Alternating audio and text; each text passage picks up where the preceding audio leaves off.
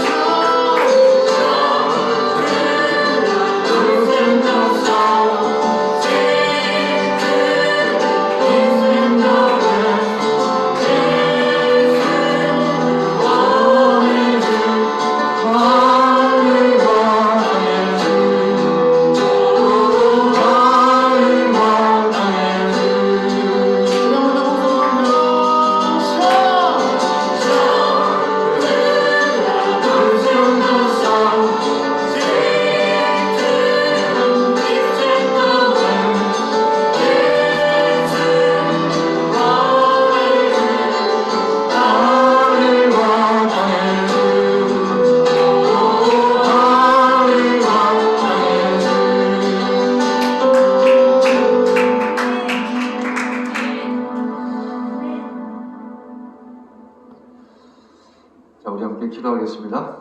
주님 감사합니다. 오늘 말씀으로 허락하여 주시옵소서. 저에게 말씀을 주시옵소서. 말씀을 깨닫게 해 주시옵소서. 가장 우리가 끝까지 마지막까지 붙잡아야 할 것이 무엇인지를 알게 해 주시옵소서. 이 모든 말씀 예수님의 이름으로 기도합니다. 아멘. 베드로서 1장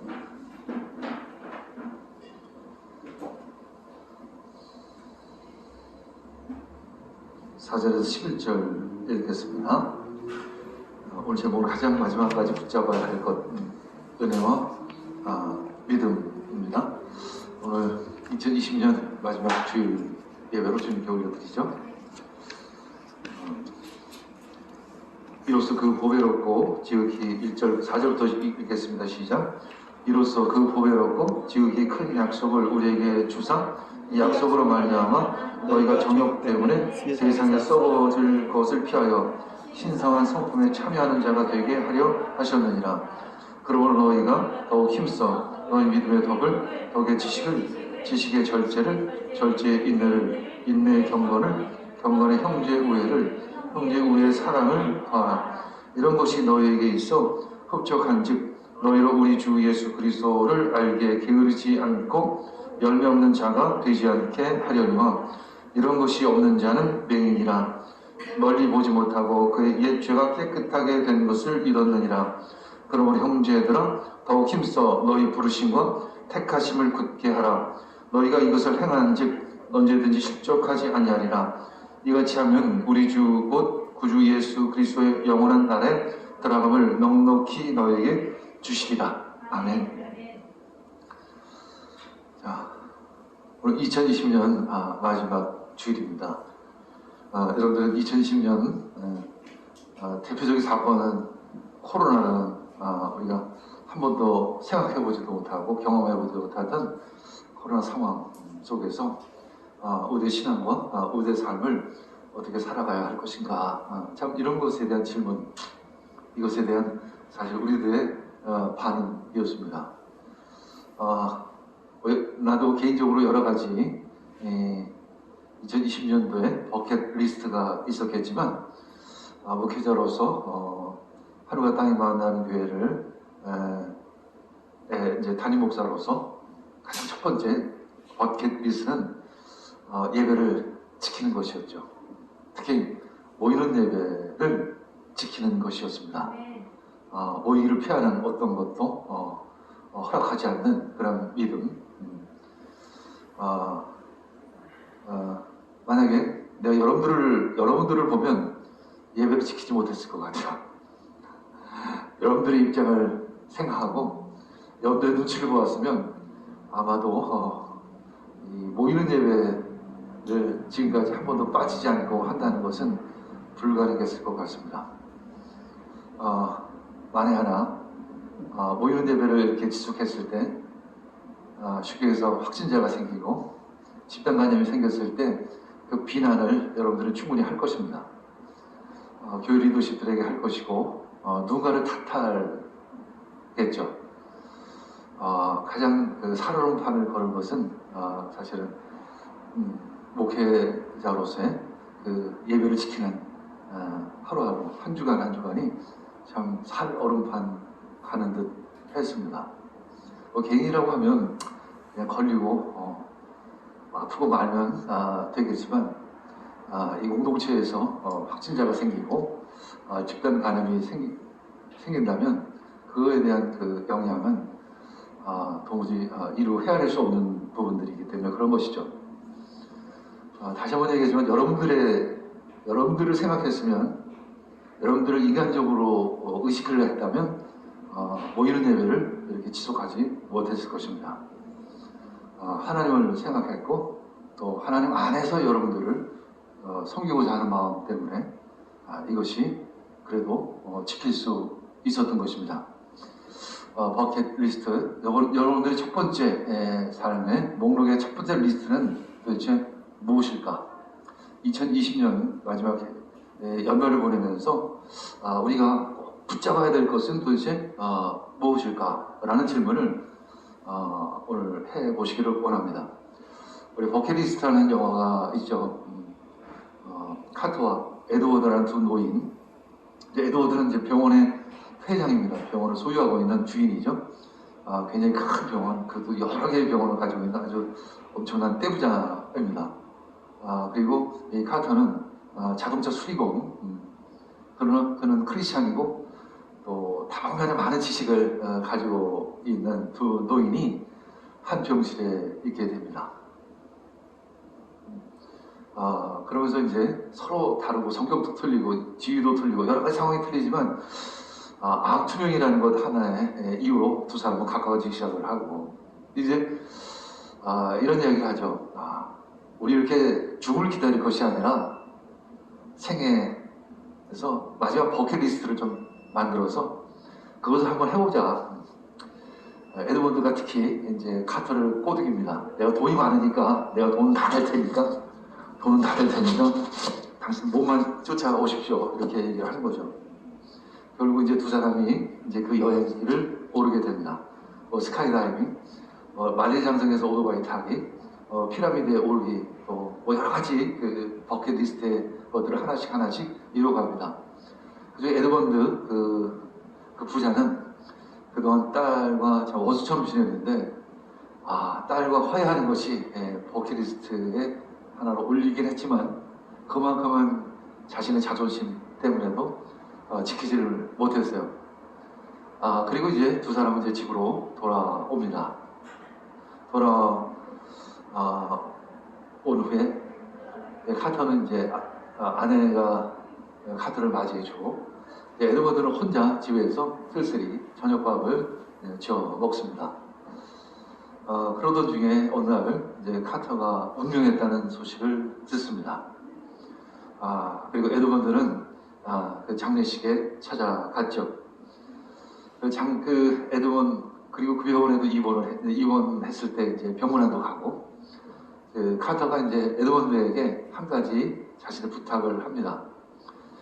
에드먼드에게 딸과 다시 한번 화해하라는 그런 부탁을 하는 것이죠. 이제 카터가 죽자 에드먼드는 그의 마지막 소원을 듣는다는 핑계로 딸과의 관계를 화목하기 위해서 이제 딸을 찾아갑니다. 그리고 손녀딸의 그 아름다운 키스 세례를 받습니다. 그리고 버킷리스트 중에 하나가 그런 게 있어요. 세계에서 가장 아름다운 여인과 키스하기. 그러면서 그걸 지워요. 자기 아름다운 딸하고 키스를 했기 때문에 이 영화의 가장 큰 주제는 무엇일까? 바로 화해인 것이죠. 화해. 바로 화해입니다. 2020년 소원했던 누군가 화해로 한 해를 마무리하시기를 축복합니다. 가장 큰 화해는 하나님과의 화해이죠. 하나님을 가장 우선순위에 올려놓는 것을 의미합니다. 서두에 내가 여러분들의 눈치를 안 받기에 모이는 예배를 지금까지 지속할 수 있었다라고 초창기에 어떤 믿음 좋은 집사님이 그런 얘기를 저에게 했습니다. 어차피 비대면으로 예배 드릴 수도 있고 이제 모여서 드릴 수도 있는 상황이었죠. 그때 한 3, 4월, 4월 됐나요? 그러면 차라리 그동안 내 자녀들이 예배를 잘 드리지 못하는데 걔네들하고 온라인으로 예배를 드리겠습니다. 이렇게 얘기를 했습니다. 그때 제가 이런 얘기를 했어요. 이 세상에 영적인 것은 뒤로 물러서는 법은 없습니다. 그렇게 해서 자녀들이 예배 자리로 올 수 있을 것 같습니까? 당신이 모여서 드리는 예배를 포기하고 온라인 예배로 내려가서 자녀들과 같이 하면 그 자녀들이 온전한 예배자로 세워질 수 있을 것 같습니까? 이런 질문을 했습니다. 그것이 아니라 어떤 상황 속에서도 우리는 하나님 앞에 하나님 버킷리스트의 1순위라는 것을 가족들에게 보여줘야만 합니다. 대부분 그 남편이나 아내나 가족들을 구원한 사람들을 보면 그렇게 타협해서 그 가족들을 구원한 사람은 하나도 없습니다. 그저 자기 자신이 하나님 앞에 바로 섰을 때, 하나님을 자신의 버킷리스트에 1위에 올려놨을 때 그 가족들이 그 모습을 보고 하나님을 향 구원받게 되는 것이죠. 베드로후서 1장 1절 2절 읽겠습니다. 예수 그리스도의 종이요 사도인 시몬 베드로가 우리 하나님과 구주 예수 그리스도의 의를 힘입어서 우리의 믿음과 같은 귀한 믿음을 받은 이들에게 이 편지를 씁니다. 하나님과 우리 주 예수를 알므로써 은혜와 평화가 여러분에게 더욱 풍성하여지기를 바랍니다. 아멘. 이 베드로 사도는 이제 유언과 같은 이 편지죠. 이제 얼마 지나지 않으면 베드로 사도는 십자가에 거꾸로 못 박혀서 순교를 하게 될 것입니다. 그는 이미 예언적으로 그 상황들을 알고 있었습니다. 하나님과 우리 주 예수를 아는 것, 그것이 우리 삶의 버킷리스트의 첫 번째여야 하는 것입니다. 그분을 최우선 순위로 올려놓는 것이 신앙인의 근본 자세인 것이죠. 그때 하나님은 우리들에게 은혜를 주시고 우리에게 평화를 주십니다. 그러면서 베드로 사도는 말합니다. 은혜 받은 자요 신의 상품에 참여하는 자가 되라. 베드로후서 1장 4절 읽겠습니다. 그는 이 영광과 더불어 귀중하고 아주 위대한 약속들을 우리에게 주셨습니다. 그것은 이 약속들로 말미암아 여러분이 세상에서 정욕 때문에 부패하는 사람이 되는 것이 아니라 하나님의 성품에 참여하는 사람이 되게 하시려는 것입니다. 이 아주 위대한 약속, 보배로운 약속, 그것으로 말미암아 우리로 하여금 하나님의 성품, 신의 성품에 참여하는 자로 만들겠다라는 거죠. 하나님이 하신다는 것입니다. 우리들이 믿음 안에 있을 때 하나님께서 그것을 하신다는 것입니다. 베드로 사도만큼 엉터리 있는 사람은 없습니다. 세상에 그렇게 엉터리 같은 사람은 없었어요. 닭이 울기 전에 예수를 3번 부인할 것이다라는 그 말씀, 그대로 베드로는 예수를 3번씩이나 부인을 했습니다. 그리고 예수님은 골고다 십자가를 지셨죠. 베드로에게 예수님은 도대체 누구일까? 어떤 분일까? 엉터리 같고 성질도 고약하고 배울 것도 별로 없고 그저 어부 출신인 베드로를 예수님의 수제자로 삼으셨죠. 그럼에도 불구하고 그는 예수를 3번씩이나 부인을 했습니다.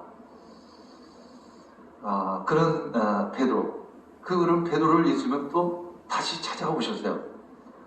다시 찾아오셔서 3번씩이나 질문하십니다. 네가 나를 사랑하느냐?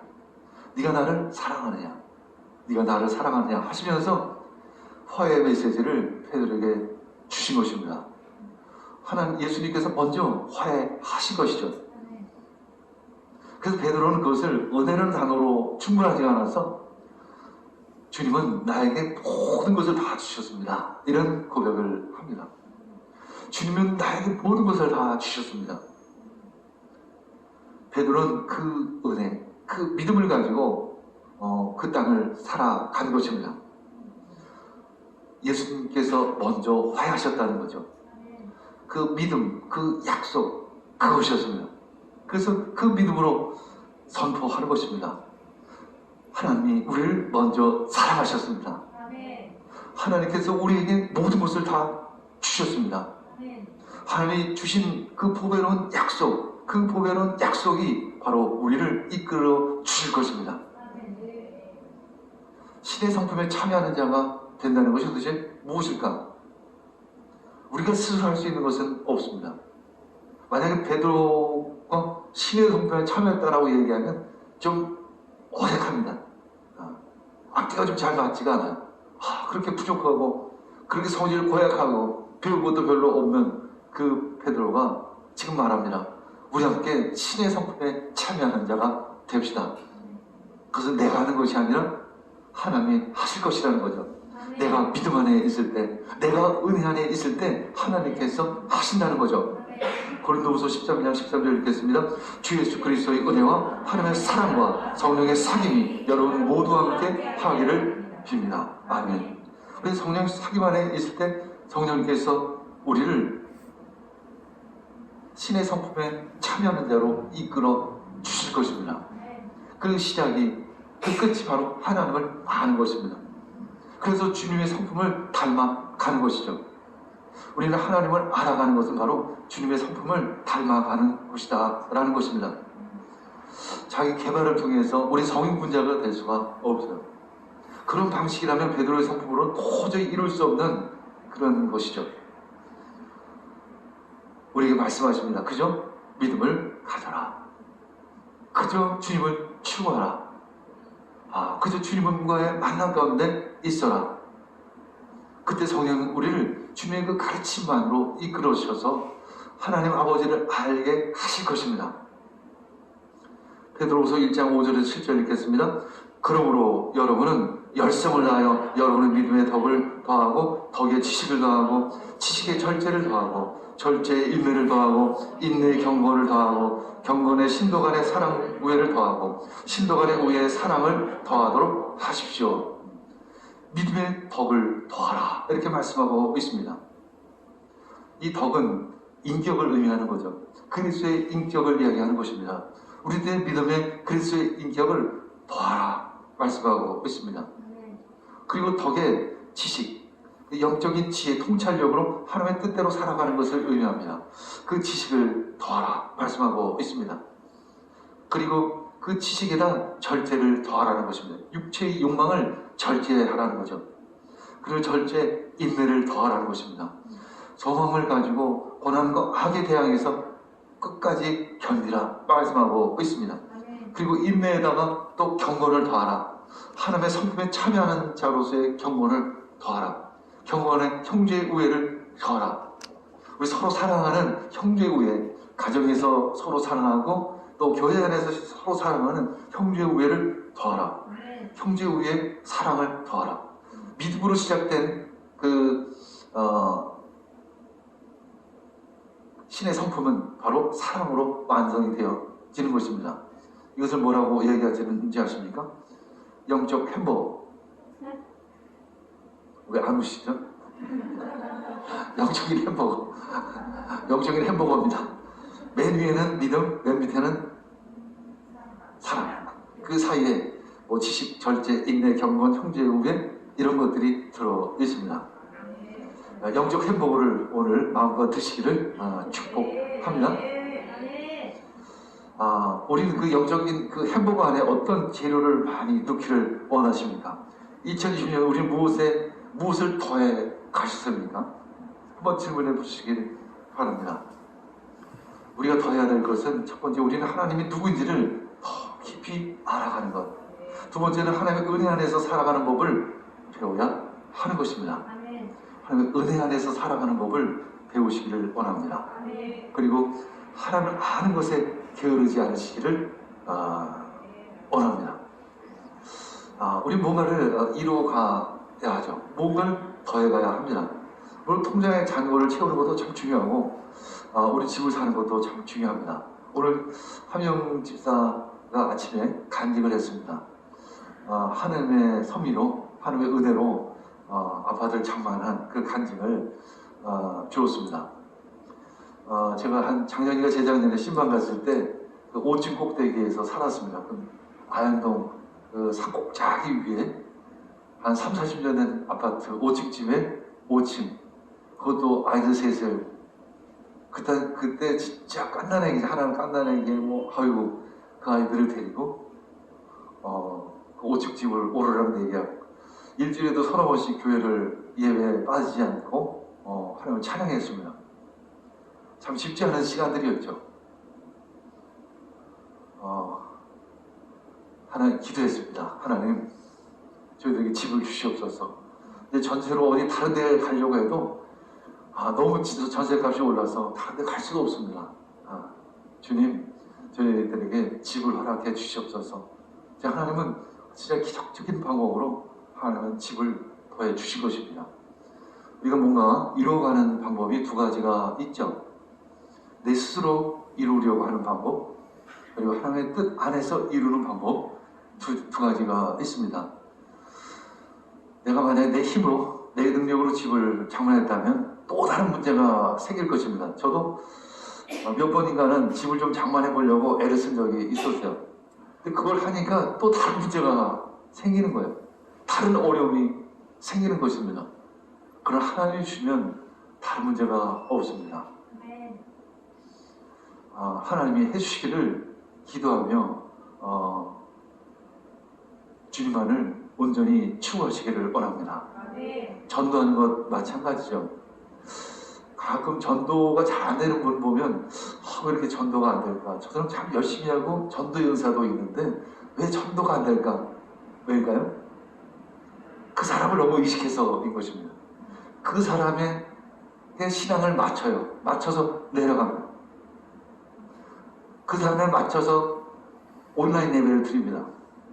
그 사람에 맞춰서 때로는 교회에 빠지기도 하는 거죠. 이렇게 해서는 전도는 끝이죠. 진짜 전도를 잘 하시는 분 이렇게 보면 저거는 좀 은사도 없는 것 같은데 저 사람은 너무 조금 저쪽에 보면 좀 부담스럽게 생각하지 않을까 하고 생각할 정도로 하나님이 우선입니다. 버킷리스트에 오직 하나님이에요. 근데 이 사람에게 이상하게 그 사람에게는 사람이 붙고 그 사람은 전도하는 사람은 전도가 돼요. 왜일까요?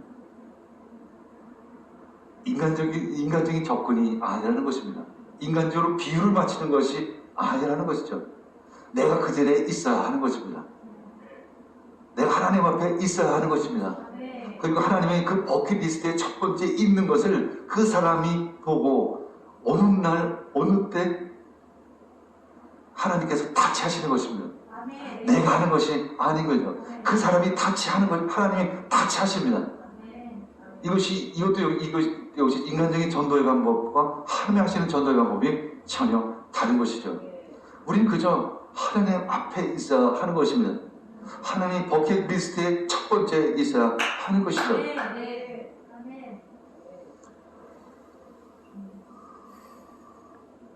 어둠 속에서 등불을 대하듯이 말씀의 주의를 기울이십시오. 이렇게 우리에게 메시지를 주십니다.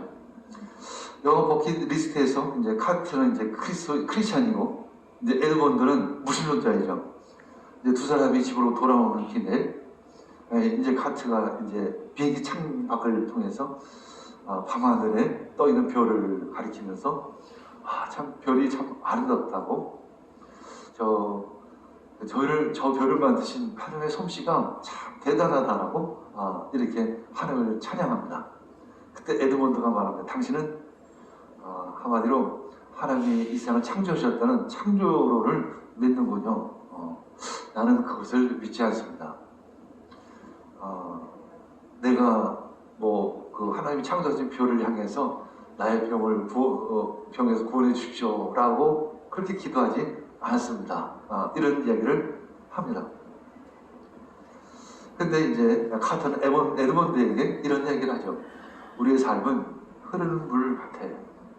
하나의 강에서 만나 폭포 넘어 안개속 천국으로 흐른다네. 우리들 인생은 마치 강물처럼 흘러서 오늘 천국을 향한다는 거죠. 우리는 사람들을 그 강물 속으로 초청을 하는 것입니다. 그리고 함께 그 천국을 향해 가는 것이죠. 그래서 내가 그 강물에서 나가서 되는 것이 아니라 그분을 그 강물로 초청해야 하는 것이죠. 에드먼드는 이제 카터의 장례식 때 조사를 통해서 이런 고백을 합니다. 그로 하여금 이제 카터로 하여금 나는 구원을 받았습니다. 그런 고백을 하죠. 카터 나름대로 삶을 살았습니다. 나름대로의 함께 버킷리스트를 이루어갔지만 나름대로의 방법으로 버킷리스트를 이루어갔던 것이죠. 그때 에드먼드는 그 카터의 믿음, 카터의 사랑을 알게 된 것입니다. 카터가 얼마만큼 아내를 사랑하는지, 카터에게 얼마나 큰 믿음이 있는지를 에드먼드가 보았던 것이죠. 그리고는 에드먼드는 집에 돌아가서 다시 딸과 화해를 할 수 있었던 것입니다. 그리고 에드먼드는 나름대로의 믿음을 가질 수 있게 된 것이죠. 바로 그것입니다. 세상을 구원하는 방법은 하나님을 우리의 버킷리스트에 첫 번째로 올려드리는 것입니다. 왜 우울증이 걸리는지 아십니까? 내가 버킷리스트의 첫 번째이기 때문에 우울증이 걸리는 거죠. 왜 마음이 괴로우신지 아십니까? 버킷리스트의 첫 번째가 바로 나이기 때문에 그런 거세요. 마음의 병에 가장 큰 문제가 뭐냐면 모든 집중이 자기 자신에게 돼 있다는 거예요. 농대장이 그렇잖아요. 농대장이 점점 시야가 좁아지는 것이잖아요. 이 마음의 농대장이 바로 우울증인 것이죠. 모든 초점이 자기 자신에게 집중되어져 있어요. 모든 기준이 자기 자신이에요. 그래서 힘이 든 것입니다. 그래서 살기가 어려운 것입니다. 아무리 좋은 집에 살아도, 아무리 풍족해도 마음에 힘이 드는 것이죠. 마음이 어려운 것입니다. 왜일까요? 모든 중심이 자기이기 때문에 그런 것이죠. 이제는 나의 버킷리스트의 첫 번째, 하나님을 올려드리기를 원합니다. 우리는 어두워서 아무것도 볼 수 없을 때 스마트폰을 찾습니다. 요즘에. 그렇죠? 그래서 거기서 플래시 기능을 탁 열면 뭔가를 이렇게 자기가 찾을 것을 찾을 수 있죠. 어둡고 혼돈스러운 세상에서, 그리고 처음 겪어보는 이 코로나라는 어둠 속에서 우리는 등불이 필요하죠. 그분이 바로 예수 그리스도이십니다.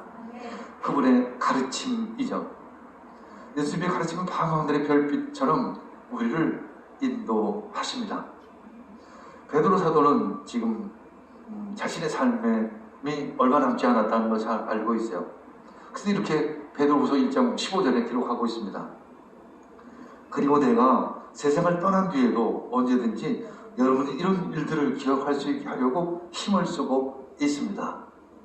베드로 사도가 지금 힘을 쓰는 것은 그 성도들이 예수님의 가르침을 생각나게 하는 것, 예수님의 가르침이 기억나게 하는 것, 오직 그 하나였던 것이죠. 그래서 베드로에게는 우울증이 없었던 것입니다. 재미있는 얘기로 얘기하면 그런 거예요. 왜일까요? 어쩌면 베드로는 가장 지금 우울증이 걸릴 수 있는 상황입니다. 왜냐하면 죽음이 지금 임박해 오고 있잖아요. 코로나보다 더 무서운 것들이 지금 임박해 오고 있는 것입니다. 십자가라는 죽음이 임박해 오고 있는 것이죠. 그것도 거꾸로 매달리는 십자가가 지금 임박해 다가오고 있습니다. 근데 지금은 베드로는 자신에게 집중되어 있는 것이 아니라 예수 그리스도, 그분의 가르침이 이분들에게 전해져야 하는데 오직 마음이 거기에 있는 것이죠. 그래서 그에게는 마음의 평화가 있을 수 있는 것입니다. 평화는 하나님이 주셔야 합니다. 내가 버킷리스트의 1순위에 있는 한 내 마음의 평화는 없어요. 절대 없습니다. 예수님, 나의 삶의 버킷리스트가 내 첫 번째가 되어 주십시오. 그렇게 기도를 해야 될 줄 믿습니다. 베드로는 이렇게 말하는 듯합니다. 나는 예수님과 함께 그분의 공생애를 함께 했고 그분의 가르침을 받았죠. 그럼에도 불구하고 나는 예수님을 3번씩이나 부인했습니다. 그 전에 나는 예수님의 그의 위험을 눈으로 본 사람입니다. 예수님이 이끌려서 변화산에 가셨을 때 하나님의 나라, 천국이 임하는 것을 내 두 눈으로 보았습니다. 이것은 꾸며낸 신화가 아닙니다. 만들어낸 이야기가 아닙니다. 그냥 철학적인 논쟁이 아닙니다. 이것은 실제입니다. 내가 보았던 사실입니다. 난 여러분들이 이것을 여러분들이 믿으시기를 원합니다. 이런 간절한 마음으로 지금 베드로는 우리에게 말씀하고 있는 것이죠. 이제 그는 얼마 지나야 되면 천국을 향해 올라갈 것입니다. 죽을 것입니다. 그러나 그에게는 죽음이 두렵지 않아요. 왜냐하면 죽음이 무서운 게 아니라 천국의 소망이 더 크기 때문에 그런 것이죠. 그러면서 그는 예수 그리스도를 전하는 거죠. 그러면서 예수님이 마치 샛별처럼 다시 오실 것입니다. 그분을 맞이할 거룩한 신부로 준비하시기를 원합니다. 우리 이렇게 권면하고 있는 것입니다. 2020년 마지막 주일에 예수님이 샛별처럼 오실 것입니다. 그분을 맞이할 준비를 하는 여러분들 되기를 축복합니다. 그래서 2020년도에 마지막으로 진짜 붙잡아야 할 것은 바로 예수 그리스도 그분이십니다. 그분을 붙잡으시기를 원합니다. 그리고 하나님의 은혜 안에 사시기를 원합니다. 그리고 하나님이 주시는 평화 안에 사시기를 원합니다. 우리 함께 기도하겠습니다. 주님 감사합니다. 오늘 이 시간 저희들에게 믿음을 주시옵소서, 은혜를 주시옵소서, 평화를 주시옵소서. 이 모든 말씀 예수님의 이름으로 기도합니다. 아멘.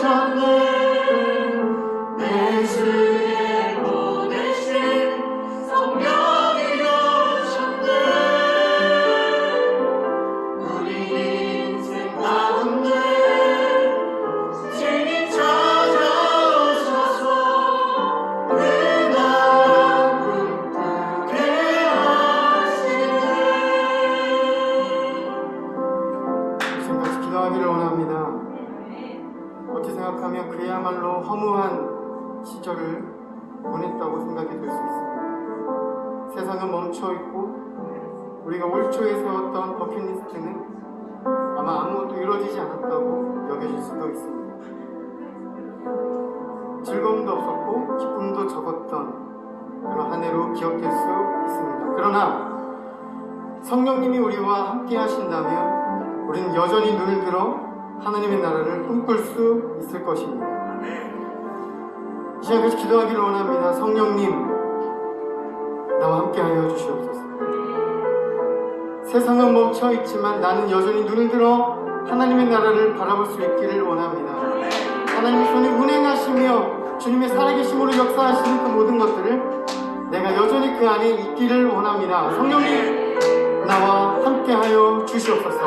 나와 함께하여 주시옵소서. 우리 간절한 마음으로 같이 기도하도록 하시겠습니다. 하나님, 성령님, 우리와 함께하여 주시옵소서.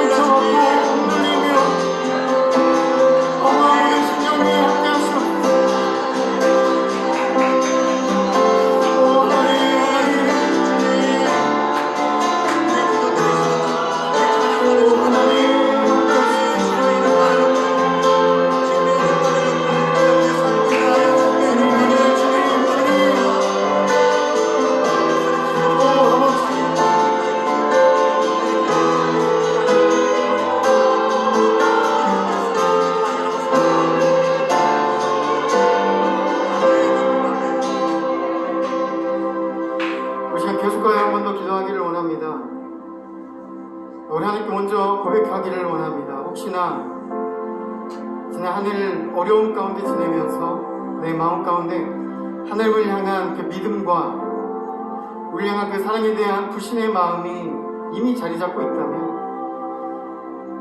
우리 그것을 먼저 주님께 고백하기를 원합니다.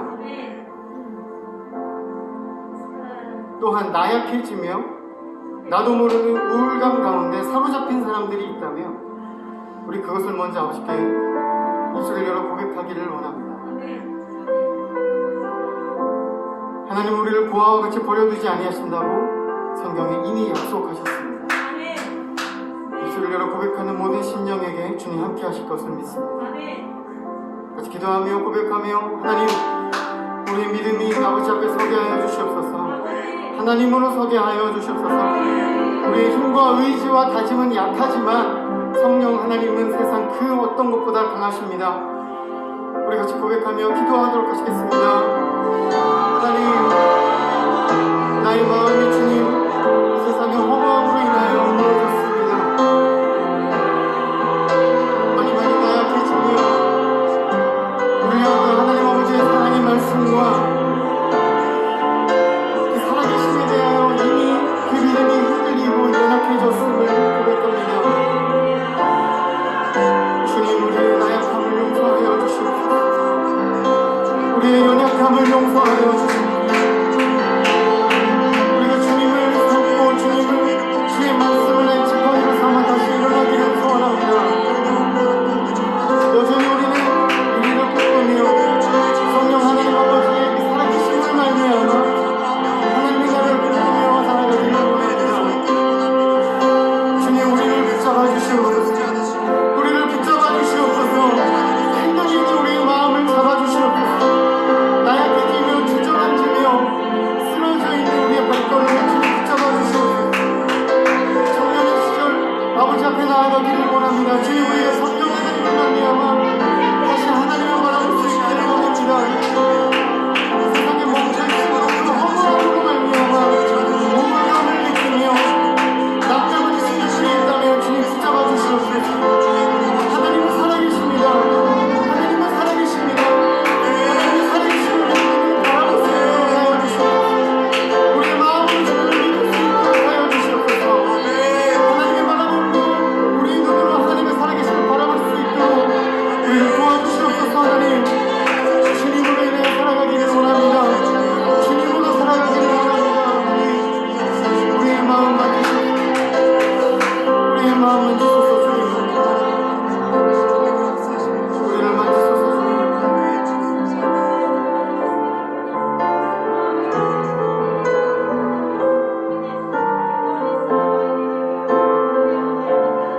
우리 다시 한번 기도할 때 우리의 마음을 크게 열어서 우리 이번에는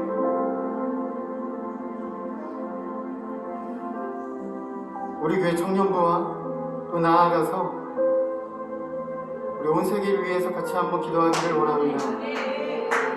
이미 2020년은 저물고 있고 세상에 우리보다 더 많은 사람들이 그 우울감과 허무감 가운데 허덕이고 있습니다. 늘 새해가 다가올 때 그곳에 많은 버킷리스트를 담고 희망을 담아서 새해를 맞이하지만 내년은 조금 다를 것으로 예상이 됩니다. 하나님 복 주시옵소서. 하나님을 모르는 자들도 하나님을 바라볼 수 있도록 하여 주시옵소서. 세상 그 어디에서도 희망을 찾을 수 없을 때에 하나님으로 인하여 빛을 얻고 하나님으로 인하여 소망을 얻을 수 있는 온 세상 모든 사람이 되게 하여 주시옵소서. 우리 한번 마음을 크게 열어 온 세계를 승부하며 기도하도록 하시겠습니다. 하나님 이곳에 함께 하시옵소서. 이 세상 가운데 모든 영혼 가운데 함께 하여 주시옵소서. 아픔과 고통과 두려움으로 신음하는 모든 영혼들 가운데 하나님 아버지 하나님의 이름을 불러주시옵소서.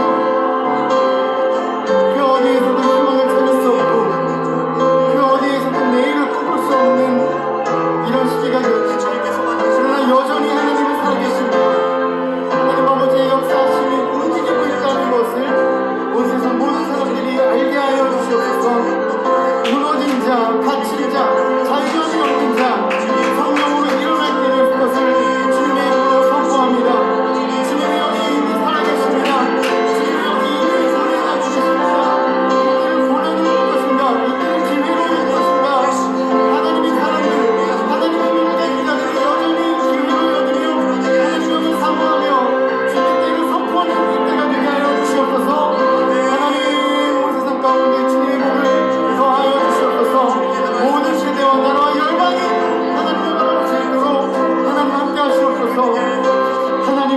살아계십니다. 주님은 변치 않으십니다. 아멘. 주님 감사합니다. 아멘. 주님. 아멘. 주님.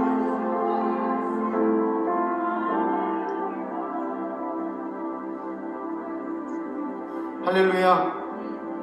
같이 아멘으로 화답하기를 원합니다. 할렐루야. 우리 하나님은 변치 않으십니다. 우리 하나님은 여전히 살아계십니다. 그리고 여전히 우리와 온 세상 모든 사람을 사랑하고 계십니다. 우리 선포하며 같이 찬양하도록 하시겠습니다.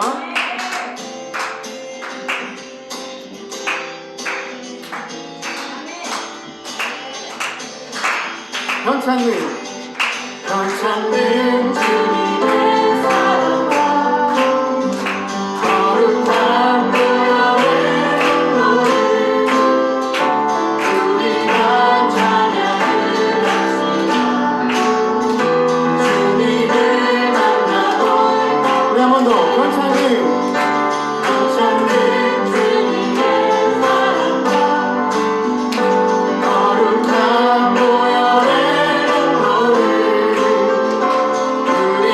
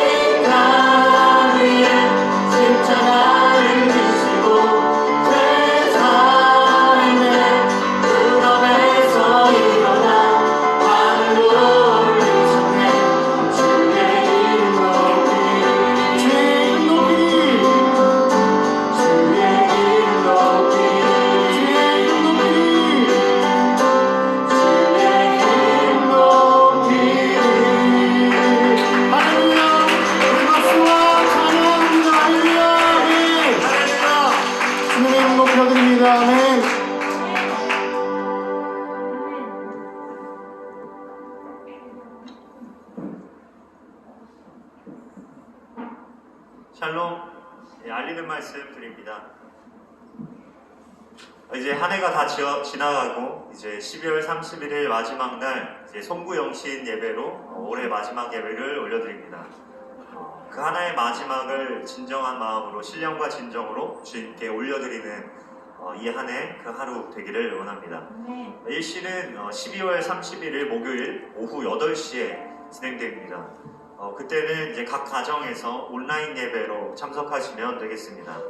그리고 각 처소에서 드리지만 한 영으로 묶으신 그 예수 그리스도, 그 성령 하나님 간구하며 진정한 마음으로 그 영으로 예배드리는 하루 되기를 원합니다. 그리고 이어서 이제 1월 1일에 이제 금요일입니다. 신년 감사 예배가 드려집니다. 신년 감사 예배는 우리 성탄절에 드렸던 것처럼 아침 11시 예배 그리고 저녁 8시 예배가 있습니다. 그래서 두 예배 가운데 한 예배에서 이제 함께 예배하고 찬양하기를 원합니다. 아무래도 우리 지금 그 주일 찬양 예배에서 만나시는 분들은 아무래도 이제 저녁 8시 예배에서 만나 뵙게 되겠죠. 또 상황에 따라서 오전 예배 드릴 분이 있을 수도 있고, 하지만 이제 함께 한영 안에서 또한 예배 드리기를 원합니다. 예배 장소는 본당 그리고 슈카페 두 곳에서 모두 드려질 것입니다. 그리고 주일 찬양 예배가 이렇게 매일 1시 반에, 매주 1시 반에 드려지고 있습니다. 이 예배 통하여서 진짜 하나님께서 영광 받으시고 또 이 마포 땅이 또한 회복되어지는 그러한 예배 되어지기를 원합니다. 주의 영광 드러나기를 원합니다. 아멘. 그리고 이 시간에는 찬양으로 또 하나님께 봉헌송 드리고 우리의 준비된 헌물과 또 우리의 마음, 우리의 몸, 우리의 삶 모두 올려드리는 그런 결단의 시간 되었으면 좋겠습니다.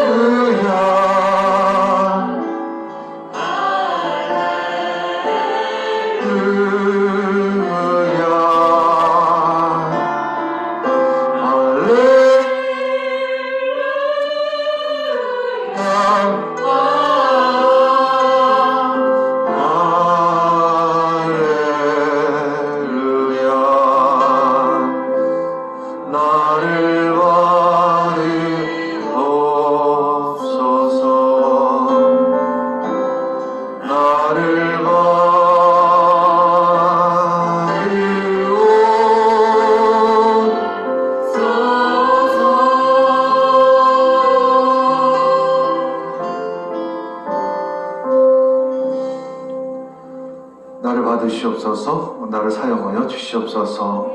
주님께 귀한 예물 올려드립니다. 대대성결 가운데 축복을 더하여 주시옵소서. 하늘을 첫 번째로 올려드리는 그런 축복으로 더하여 주시옵소서. 그런 믿음을 주시고 또 그래서 은혜 안에 살아가는 삶으로 인도하여 주시옵소서. 거저받고 거저드리는 그런 삶으로 인도하여 주시옵소서. 하나님의 언약이 바로 우리 모두를 그리스도의 신성한 성품으로 인도하실 줄 믿습니다. 주님 감사드립니다. 지금 예수 그리스도의 그 크신 은혜와 하나님 아버지 깊고 깊으신 사랑하심과 성령의 역사하심과 교통하심이 이곳에서 예배드리고 있는 우리 한 사람 한 사람 위에 또 일진 카페에서 예배드리고 있는 귀한 우리 성도분들 위해 또 온라인으로 예배드리고 있는 가정 위해 또 루시엠 위해 니아스 그리고 나가랭들 위해 지금으로부터 영원토록 함께 하시기를 간절히 축원합니다.